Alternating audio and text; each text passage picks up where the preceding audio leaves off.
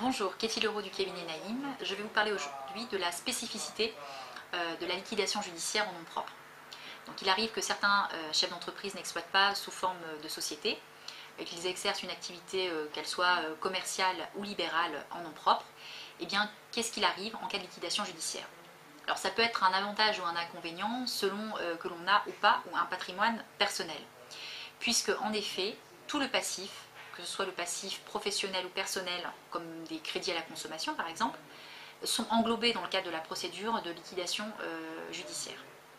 Mais d'un côté, si on peut englober les dettes personnelles, eh bien on doit répondre aussi de son patrimoine personnel. Donc le patrimoine est compris en totalité.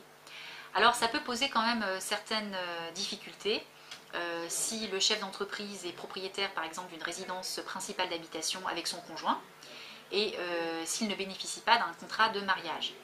Donc s'il est marié sous le régime de la communauté légale, eh bien malheureusement, le mandataire judiciaire pourra appréhender l'intégralité de ce patrimoine. On ne va pas liquider la communauté dans le cadre de la liquidation judiciaire, il pourra être appréhendé en totalité par le mandataire. Donc ce qui est assez dangereux lorsqu'on exerce une activité en nom propre et qu'il n'y a pas de contrat de mariage. Il est possible évidemment d'aller voir son notaire lorsqu'on a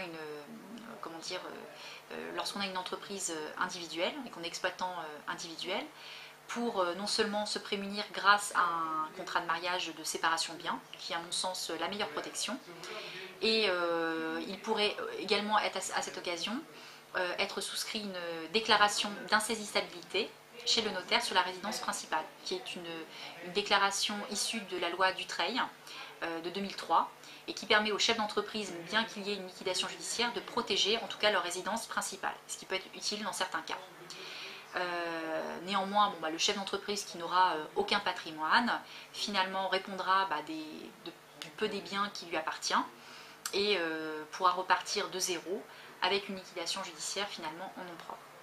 Néanmoins, les enjeux peuvent être très importants et donc il est préférable de consulter son notaire dans ce cas pour les meilleures mesures de protection à prendre, à la fois sur la résidence principale et vis-à-vis également de son conjoint. J'espère que ces conseils vous auront été utiles. Merci.